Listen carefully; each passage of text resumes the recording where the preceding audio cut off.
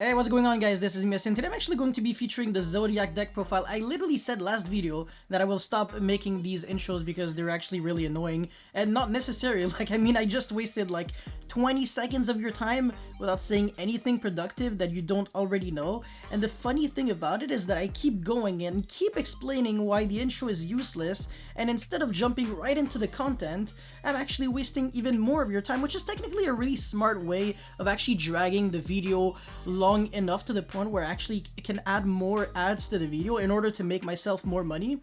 And oh yeah, I'm doing it again. Okay, yeah, 3 Thorblade, 3 Viper. Yes, Viper. Okay, oh yeah, that's true. I actually have to explain things. So Thorblade, it's really cool because it makes it so regardless of if you draw too many Zoodiacs or not enough Zoodiacs, you control when you want to use the effect of Thorblade, which is nice. If you draw too many Zoodiacs, you can actually discard them and draw fresh cards in order to kind of trade them for interruptions, live cards that allow you to break boards. And when you're playing cards like Book of Moon and Chalice, Thorblade shines even more because you can actually draw into them. So that's the reason why I'm not necessarily a big fan of hand shops anymore.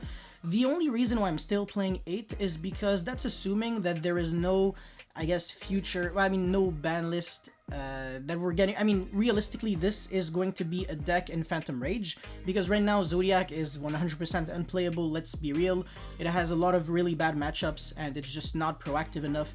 But when Phantom Rage actually comes out, Negalogia AA Zeus is going to transform it from like a tier something deck into I want to say a tier 0.5 deck, especially if the ban list actually, destroys the top 3 decks, which are Rocket, Infernoble, and Dinosaurs, because, these decks are annoying. But to be honest, the Zoodiac can even beat the Dinosaurs. It's not that bad. Infernoble, I mean, they can break or you can hand shove them to death, but Dragon Link is just bullshit, because if you get hit by the Buster Lock, it doesn't matter what you have, you still lose. Or even Hieratic Seal is game, so just proactive spot removal is an unfortunately great way of destroying this deck completely. But yeah, by the way, another cool thing about Thoroughblaze is that it does not discard for cost, so the only hand trap that actually really affects this card is Ghost Ogre. That's it, that's all. If you don't want to lose to Ghost Ogre because you feel the hand trap will see play, then don't use the effect of Thoroughblade, and don't use the effect of Rat when you are on low resources. Only do it when you're actually already winning. But I guess if you're going in blind, or if you already saw a Ghost Ogre from your opponent, then play it safe. You don't have to use its effect realistically. You can just keep another Zoodiac in your hand as a follow-up. That's what I personally do a lot, so yes. And then of course 3 Viper, this gives every single one of your Beast Warrior monsters the ability, well, I mean, it's mandatory.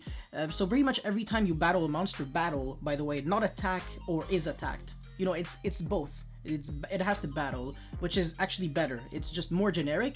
The monster is instantly banished, so it's non-targeting removal. It's really good. And another thing about it, unfortunately, is that it gives this effect to the Xyz monster. So in other words, if your Xyz monster as effect is actually negated, this Xyz material effect of Viper doesn't actually actually trigger, unfortunately, because it's actually part of the Xyz now. So not only does your Xyz monster drop to 0 attack, but also, you won't banish anything. So if you actually get hit during a Damage Step Chalice or a Damage Step Lost Wind, which are 2 cards that were really played back in 2017, you are going to lose a lot in one shot. So you have to be careful on how you use this card.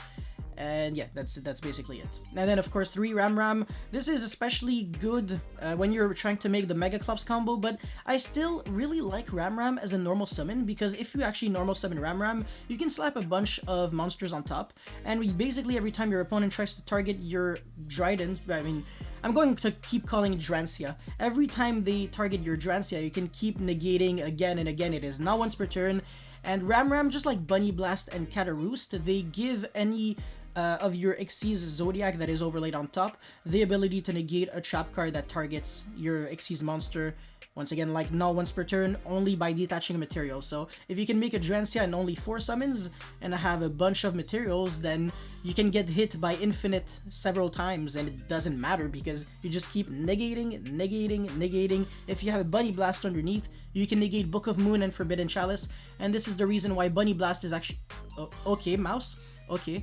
This is why I need money, I'm actually using a $10 mouse, and this is actually just ridiculous how this is garbage. I mean, I was actually... Anyways, Bunny Blast actually protects you a lot from these cards, and you will see them like quite more if the format doesn't become like Handshap City. So yeah, be prepared for that. And then of course Rat, it's honestly, I don't even like it that much. I don't even think it's that good. Like, it loses to Ghost Ogre, like I said. It doesn't lose to Valor, because if your opponent Valors this, it doesn't matter, you know. It's who cares. This deck doesn't lose to Valor. It loses to Infinite a bit because they can use it during their turn to negate your Transea if you don't have Ram underneath. But you know, it depends on what you're trying to do. I just feel like turn 1 Mega Clops isn't honestly that good because you lose to Nibiru very hard. It takes multiple summons to get there, and also it's just... It also loses to Infinite. It makes yourself lose to Handshaps when you had no business losing to Handshaps in the first place. So, I don't know. I think playing just conservative is the best route, unless you actually know your opponent is going to lose to Mega Clops, but on game 1 blind, I wouldn't do Mega Clops turn 1, even if I had Rat. I would just probably send combo, and then just slap a bunch of monsters in 4 summons, and then I would, you know, pass turn to my opponent. Anyways, for the Handshaps, 3 Ash, 2 Ogre, and 3 Infinite, there's no logic anymore. I feel like Nibiru is not good because if you draw Nibiru alone, it just does nothing against combo, and you are going to definitely see a bit more combo control decks now. That I mean, if the ban list gets you know, actually destroys everything, so Handshaps might just start being dropped. Handshaps are just not good cards by default. They just have a very weak effect, except Ash, of course. This is the only exception, but at the same time, it is a hard once per turn, so if you draw multiple Ash, it's just like as if you're starting your duel with less cards in your hand. Definitely quite bait. And Ogre just doesn't hit that much, honestly. Feather Duster, I mean, it's unfortunate because I feel like this deck doesn't actually capitalize off of Duster that much. If you use it against Eldritch, it doesn't get you anywhere unless they actually chain the Scarlet to summon Eldritch in defense. That's really good for you because then you can just equip a Viper underneath and then you permanently banish one of their Eldritch the Golden Lord. It's kind of nasty, but apart from that, it doesn't really allow you to gain tempo. If you can't OTK, I feel like you're not really doing that much. Yeah, you can trigger Negalogia. It allows you to get into Negalogia easier, but still, I don't know. Then of course 2 Desires. I like the card, but not enough to play it at 3 just because of my bad luck. 2 Avarice. This is really cool, especially when you're slapping so many monsters, you're going second and you're detaching 6 cards with Negalogia, because yes, it does happen sometimes, and it is nasty. So yeah, Pot of Avarice is just ridiculous. And then Upstart, you want to play 39 cards and you want to have some nice draw power, so why not? Cosmic Cyclone, the exact same logic. For Book of Moon and Chalice, it's a card that you can draw off of Thorblade. Lightning Storm doesn't have that benefit because if you draw it, you're like, oh man, now I have a face-up card on my field. That's bait. Same thing with Tenki, right? You can activate Tenki and then eventually dead draw Lightning Storm. You're like, I should have destroyed my Tenki. Sometimes it is actually a play when you're sighting evenly and Lightning Storm. When you have like a Drancia on your first turn, you should probably maybe try to destroy your own Tenki. It is a play, actually. It does exist. And then, yeah, of course, moving forward, Barrage, I don't have to explain that. Shoutouts to RuneScape, Ice Barrage, 3 Imperm, whatever. 1 Seasonal Direction. It's not needed at 3 in this version because it's really not that grindy. I mean, Zoodiac isn't a grindy deck, realistically. It's not a control deck, it's a beatdown deck. It doesn't really fall into... It doesn't, I don't know, it doesn't remind me of Orchist, but it reminds me a bit of Cyber Dragons. It's kind of like the same style, I mean Purple Sidra. Yeah, anyways, 3 Solemn Strike. I like this because it's overpowered going second, and if you have to go first, it's decent. It's good. Against combo especially, and even against control, it's good, because realistically, how do they beat you? Not with trap cards, they need to use monster effects to a certain point, so this allows you to stay alive, and yes, it's pretty good. For the extra deck, 2 Negalogia A Zeus. This is obviously the best card. If you haven't watched E.T. Pat's video already, he basically broke a huge pendulum board, which is nasty. You should probably check it out right now. I mean, I don't know if we uploaded our video at the same time, but yeah, so he told me he broke a board of like, I think it was Jackal King, Vortex, Dweller, Endymion, another Endymion. I forgot. Was it a Dweller or a Tornado? I forgot, but still, like, it's insane, just with 1 Zoodiac monster. Like, you can normal summon, like, a vanilla, like Viper never tried to use its effect, or Thoroughblade no effect, and then you slap every single one of your Zoodiac XCs, you make Negalogia, and boom, that's already game. It's just disgusting.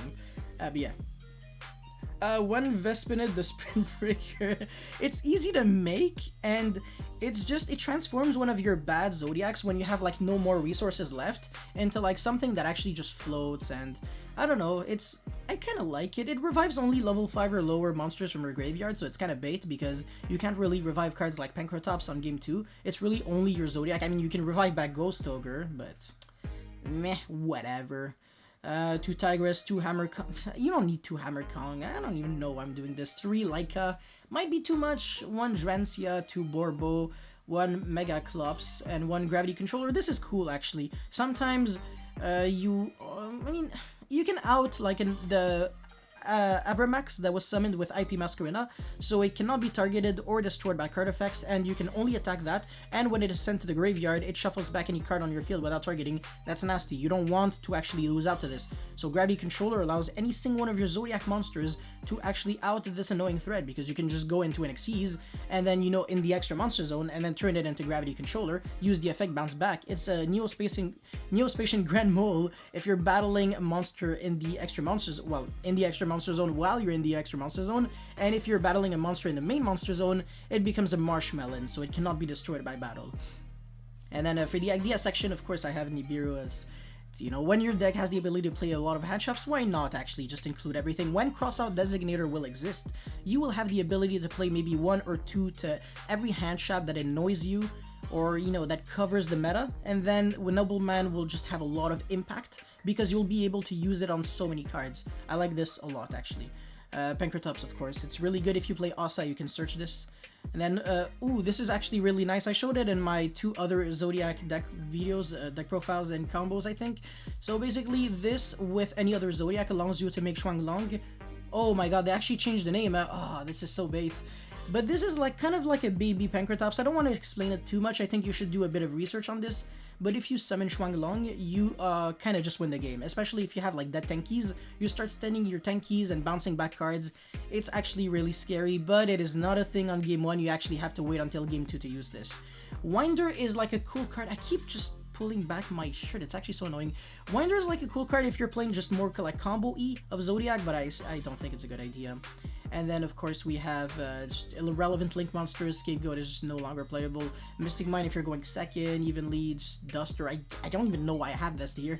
But yeah, that's pretty much it for my Zoodiac deck profile. If you guys have any comments or feedback, let me know in the comment section below, blah, blah, blah. Even my outro, I'll try to remove it because, like I said, I want this channel to kind of stand out. I don't want to be that vanilla YouTuber, you know, in a way, because I do have a personality, but I don't have the charisma to actually just include it in my videos, which is something that I am working on, and hopefully one day I'll be able to provide you with that. But that's pretty much everything that I wanted to say for this video. Thank you for watching, and I'll see you next time.